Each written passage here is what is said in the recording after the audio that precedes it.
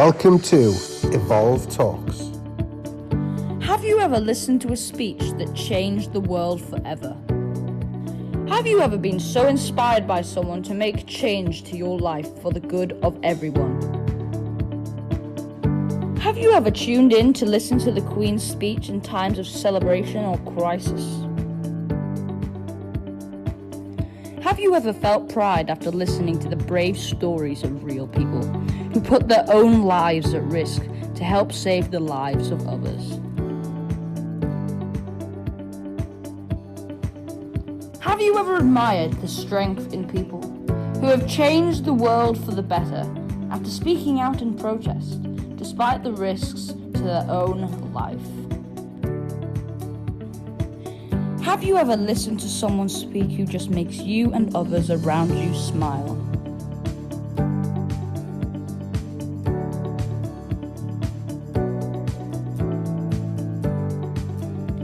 Have you ever been impressed by the creative ways in which ideas about serious topics can be brought to life, making you think critically about what they have said? Have you ever been moved emotionally by someone talking to you about world events and great political change? Have you ever watched in awe at the way someone uses their wit and range of vocabulary to bring a story to life? Have you ever laughed out loud at the creative ways observations are told? Have you ever been filled with pride when being addressed as a nation? The Olympics brings together the people of the world in harmony and friendship and peace to celebrate what is best about mankind. To every athlete waiting, ready, prepared to take part in these games, welcome to London.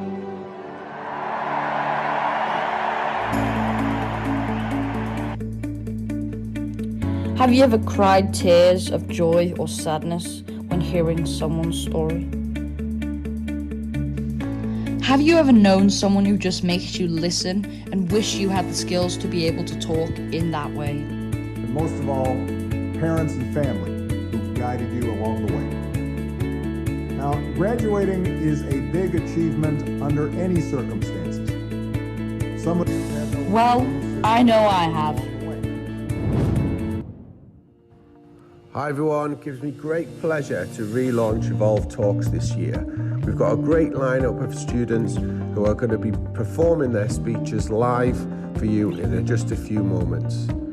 I'd also like to welcome our two hosts and compares for the day, Romeq from Year 11 and Sammy from Year 10.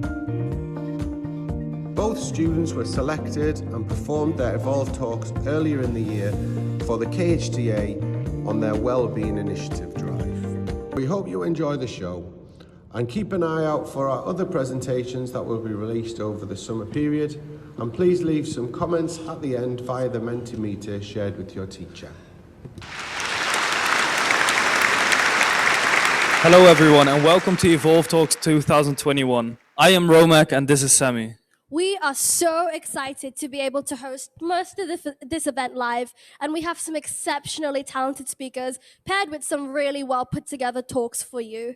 So we have Sophia from Year 7, and she will be talking to us about financial literacy, which seems very, very intellectual. I hope we understand. Yeah, financial literacy is especially very useful for us teenagers and for young adults, especially in this day and age. So let's give it up for Sophia. Thank you.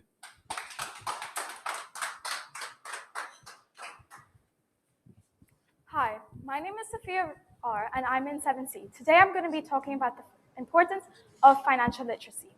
As a little girl, I thought that money came out of the wall of the bank. Until that, my parents explained to me to get that money, you need to work for it, save it, and then only you can spend it. That's why, to teach me about responsibility about money, my parents gave to me my first pocket money when I was 5 years old, and I've been saving it ever since. But financial literacy is different for different ages. So if I had to give a few pointers to my friends, it would be this. Have a budget. A budget allows you to see what you have and don't have. It is good to create a budget for the things you want to do. It also helps you distinguish between the things you need and the things you want. If you master budgeting, you're off to a very good start already. Saving. It sounds boring, but it's very intelligent and important to save.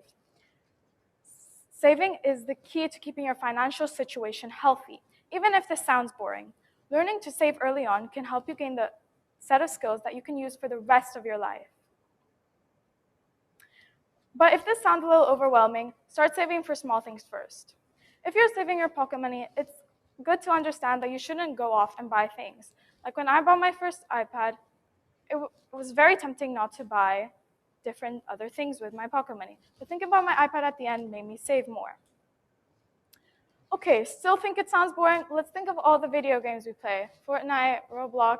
You need to save coins in order to buy avatars, skins, upgrades, materials. So if you can save in virtual reality, why can't you save in real life? Speaking from experience, buying something with the money that you have saved makes you feel quite good about yourself. Another important point in saving is compounding. You might be asking, what is compounding? Well, compounding is when you have an investment and you have interest. And when you leave that investment and interest in your account, the interest value will increase. Einstein famously once said, compounding interest is the 8th wonder in the world. He who understands it earns it. He who doesn't pays for it. My third point, credit and debt. We all know what credit cards are, as most adults use them. Although it looks fun to type and swap a card, you should know that some adults fall into credit card traps. That's because the banks are very happy to let you spend money on a credit card. But if you do not have this money on your account, you can get into trouble. That's because to repay the bank, they charge you high interest. So in the end, you're kind of paying much more than you received. My fourth point, identity theft and safety. In ICT, we are learning about how to use this internet safely. Why don't we extend this knowledge to safe banking? Financial information can be very easily hacked or stolen. So it's important that we understand what password protection and limiting the amount of information we use online to keep our finances safe. My last point, cryptocurrencies. Cryptocurrencies are the next innovation. Cryptocurrencies are digital assets, and in the cryptocurrency model, you don't need any bank, as money flows from person to person. The most known cryptocurrency is Bitcoin, but there are many other cryptocurrencies out there. For people like us who live in a digital world, the cryptocurrency model makes sense. And a lot of people are interested in it because of the profits that you make from it. But cryptocurrencies are very high risk. So it's good that you remember these two pieces of information. Do your own research on it and only invest the money that you can invest. Now you might be thinking, how does a 12-year-old all know this? Well, it's because I was very fortunate to have a dad who taught me all of this. At a young age, he taught me about saving, then compounding, and now at the beginning of lockdown, I invested in some stocks, 6 companies. And ever since, I've been doing very well. Thank you for listening to my talk, and I hope you enjoyed.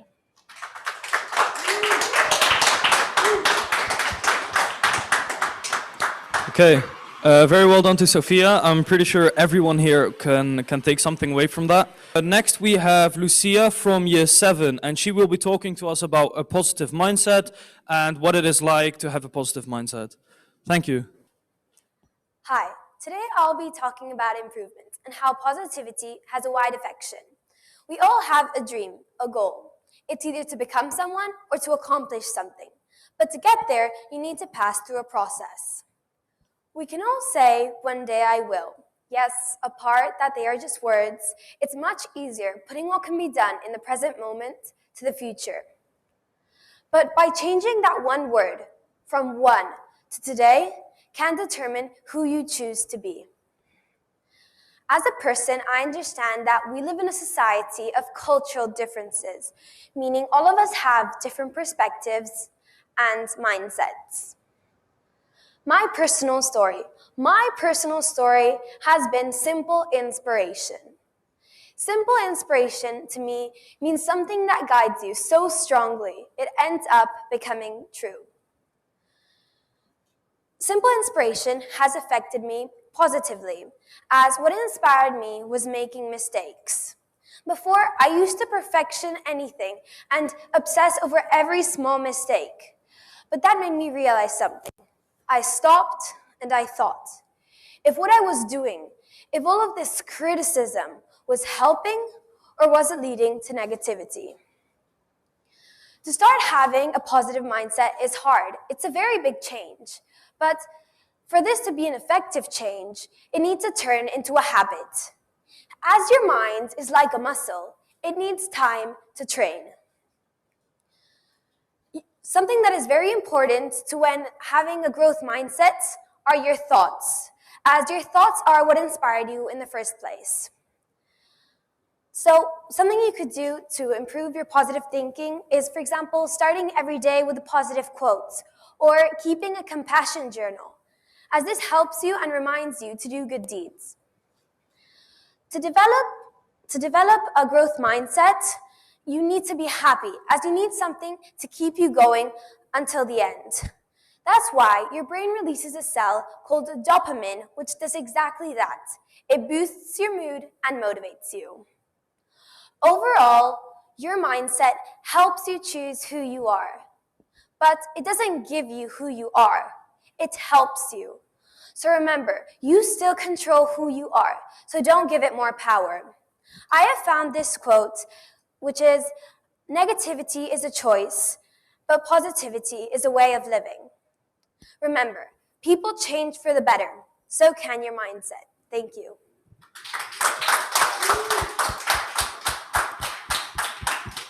Well done, Lucia. I'm sure many teenagers and adults will take away a lot from your talk. Give it up for our next student, Yara from year 8.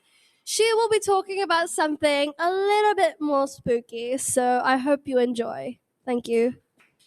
Hello, my name is Yara. I'm in year 8, and today I'm going to be talking to you about the Queen Mary ship. So the Queen Mary ship is currently owned by the city of Long Beach, California in the USA. It opened on the 26th of September in 1934 and ended its voyage on the 19th of May in 1967. You may be wondering why I would want to do a TED Talk about a ship, but it's what happened on the ship that is interesting yet concerning. So this ship is thought to be one of the most haunted places on Earth.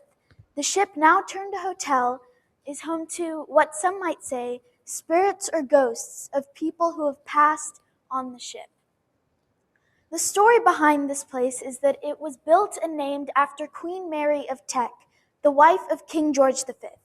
The king sadly passed away shortly before the ship set sail, and this is what's said to be what haunts and curses the ship forever. So I wanted to share the whole story with you, from what psychologists think to what guests have to say about their stay.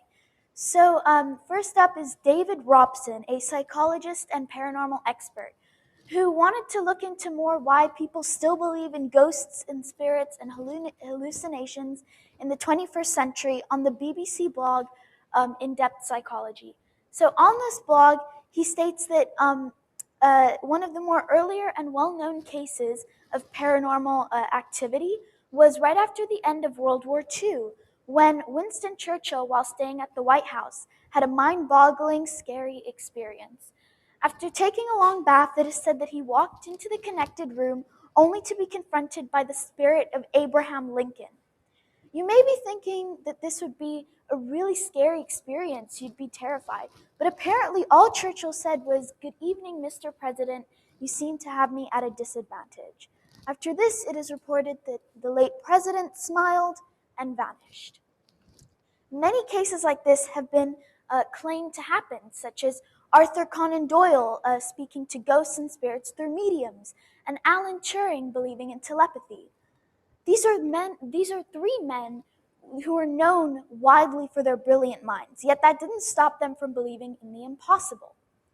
Another man who wanted to look into more why people believe in ghosts, hallucinations, and spirits was Joe Nickell, a senior citizen, who, when researching this topic, came across the subject of waking dreams.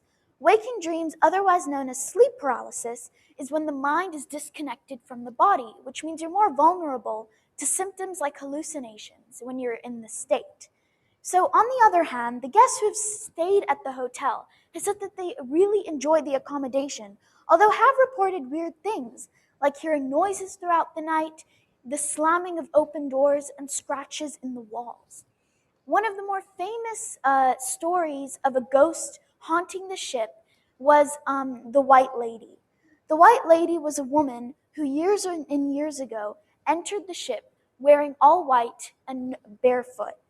She walked around the ship, but she never exited the ship. And guests report seeing a mysterious figure wandering around the halls dressed in all white with no shoes. Another story like this is an 18-year-old boy who sadly passed away from being crushed by door number 13 on the ship. And again, people say that they still hear cries and whispers where he died. So are these stories just a hoax, or are they really true? They might be just there to draw tourists in, but we'll never really know. That's why I find this topic so interesting, because even though the smartest of minds have worked on it for years and years, no one will ever really know what truly happened. Thank you so much for listening.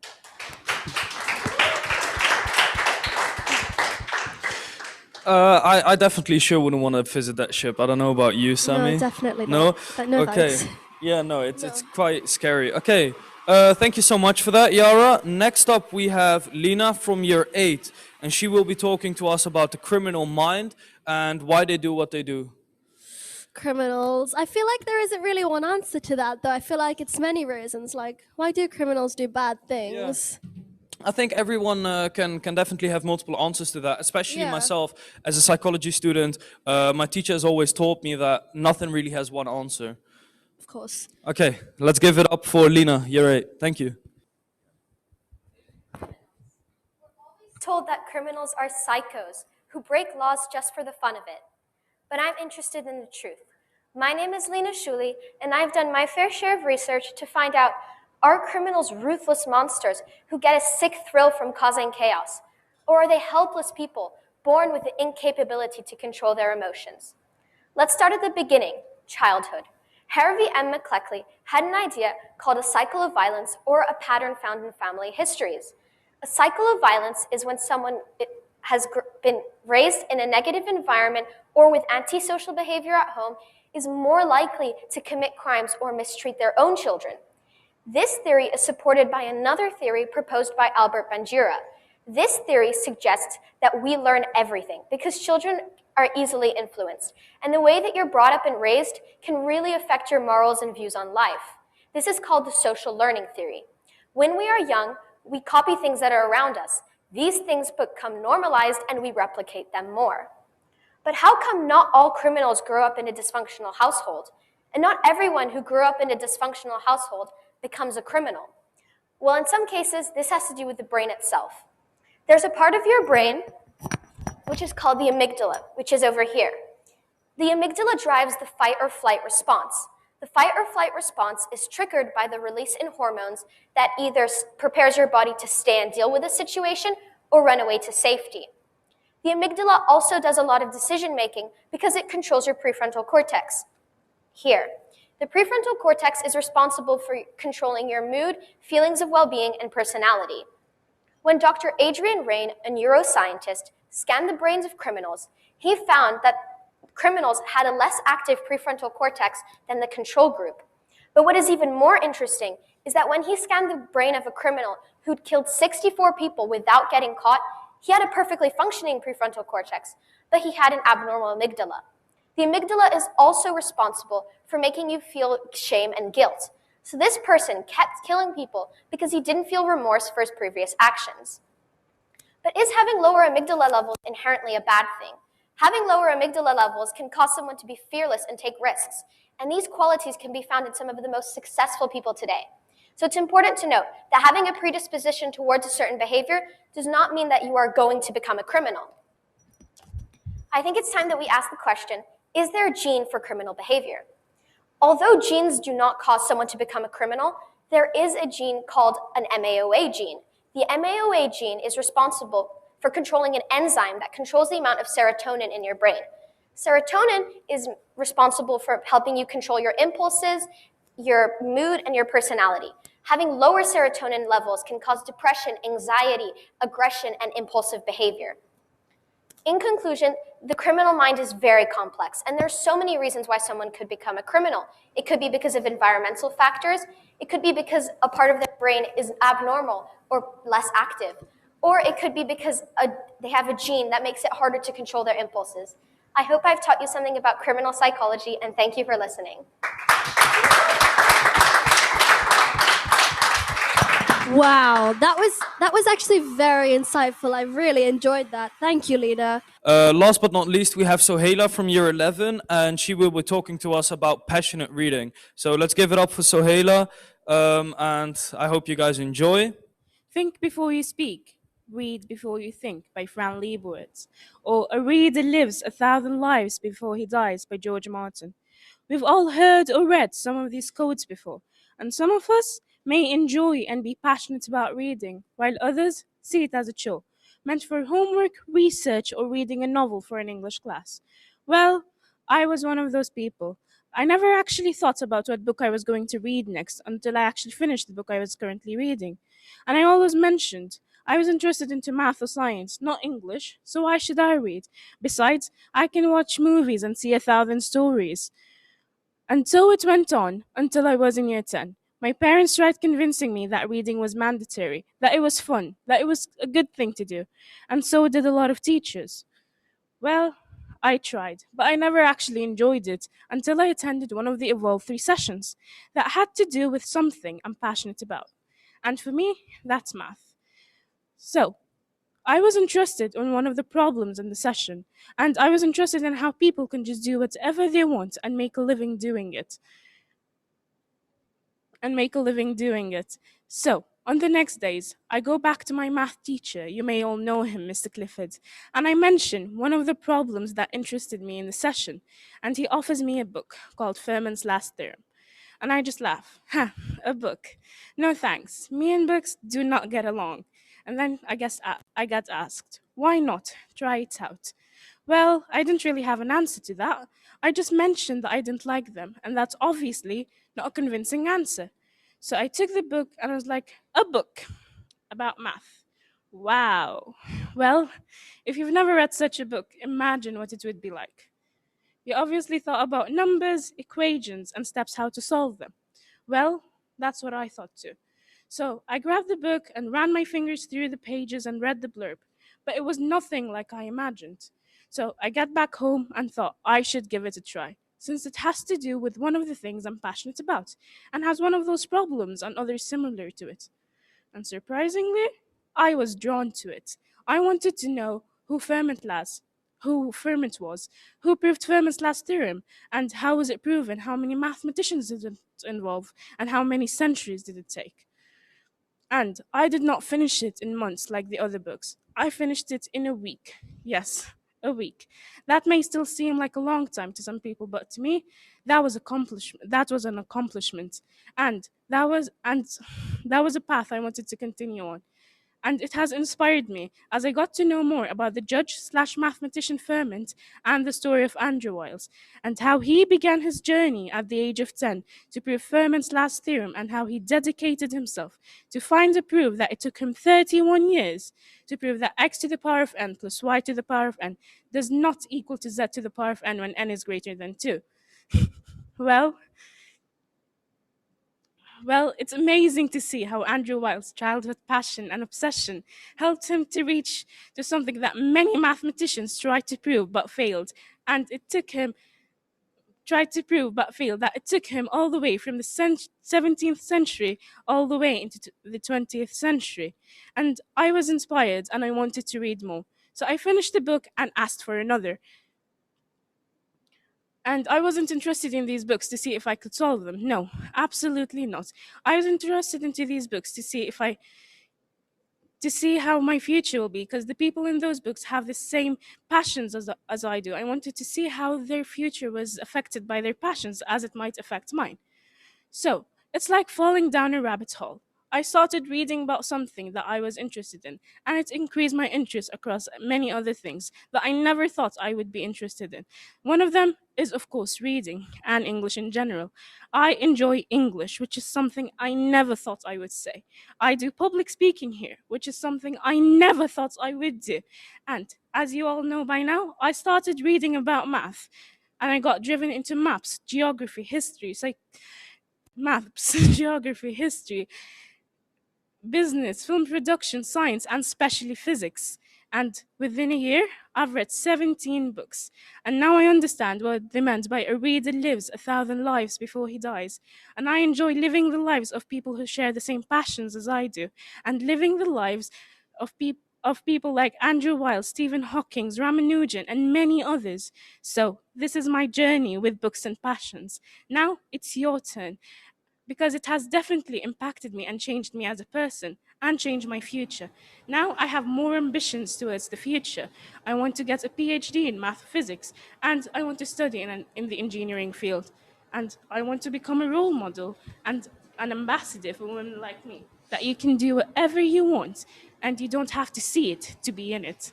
Thank you.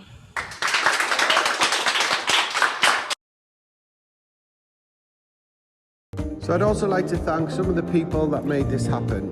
Firstly, I'd like to mention Mrs. Abia from Arabic, who's helped 3 of the Arabic students prepare for their talk that will be released over the summer period. And finally, I'd like to thank Mr. Shakespeare for coaching and guiding the students through their presentations and preparing them for today.